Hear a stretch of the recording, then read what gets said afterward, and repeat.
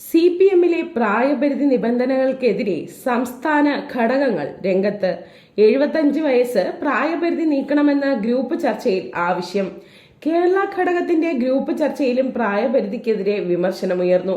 എന്നാൽ അതേസമയം നിബന്ധന നീക്കണമെന്ന് 4 നേതാക്കൾ ആവശ്യപ്പെട്ടു. കമ്മിറ്റികളിൽ തുടരുന്നതിന് പ്രായം മാത്രമാകരുത് മാനദണ്ഡമെന്നും വിമർശനം ഉയർന്നു.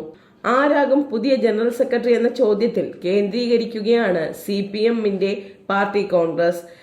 MA ബേബി ആകാനുള്ള സാധ്യത ശക്തമായതിനാൽ കേരള ഘടകം വർദ്ധിച്ച ആകാംക്ഷയിലാണ്.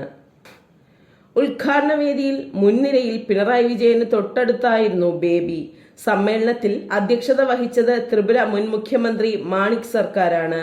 പ്രസീഡിയത്തിന് നേതൃത്വം കൊടുക്കുന്നതും അദ്ദേഹം തന്നെ. മാണിക്കിന് പക്ഷേ 75 വയസ്സെന്ന പ്രായപരിധി പിന്നിട്ടു. കേന്ദ്ര കമ്മിറ്റിയിൽ ഏറ്റവും സീനിയറായ നേതാക്കളിൽ ഒരാളെന്നതും ശക്തമായ കേരള ഘടകത്തിൽ നിന്നുള്ള നേതാവെന്നതും ബേബിക്ക് അനുകൂല ഘടകങ്ങളാണ്. ജനറൽ സെക്രട്ടറിയാകുമെന്ന പ്രചരണം ബേബി നിഷേധിക്കുകയാണെങ്കിലും പാർട്ടി കേന്ദ്ര നേതൃത്വത്തിലെ വലിയ വിഭാഗം നേതാക്കൾ അദ്ദേഹത്തിന് സാധ്യത കൽപ്പിക്കുന്നു. മുഖ്യമന്ത്രി പിണറായി വിജയന്റെ പിന്തുണ കൂടി ലഭിച്ചാൽ ബേബിക്ക് തന്നെയാകും ആദ്യ പരിഗണന.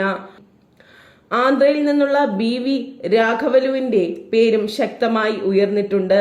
പ്രായപരിധിയിൽ ഇളവ് നൽകി വൃന്ദ കാരാട്ടിനെ ജനറൽ സെക്രട്ടറി ആക്കുമെന്ന പ്രചരണം നേതാക്കൾ നിഷേധിക്കുകയാണ്.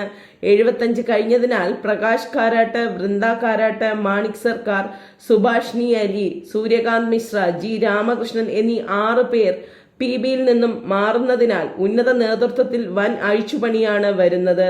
അനുഭവ സമ്പത്തുള്ള വലിയ നിര നേതാക്കൾ ഒറ്റയടിക്ക് മാറുന്നത് ഒഴിവാക്കാനായി അനിവാര്യമായ ഏതാനും പേരെ നിലനിർത്തണമെന്ന വാദവും പാർട്ടി കോൺഗ്രസിന് മുന്നിലുണ്ട്. ബേബി ജനറൽ സെക്രട്ടറി ആയാൽ കേരളത്തിൽ നിന്ന് ഒരാൾ കൂടി PBയിലേക്ക് വരുമെന്ന അഭ്യൂഹമുണ്ട്. EP ജയരാജന്റെയും KK ശൈലജയുടെയും പേര് ഉയർന്നിട്ടുണ്ടെങ്കിലും ഇവരിൽ ആര് വന്നാലും കണ്ണൂരിൽ നിന്നുള്ള PB അംഗങ്ങളുടെ എണ്ണം 3 ആകും.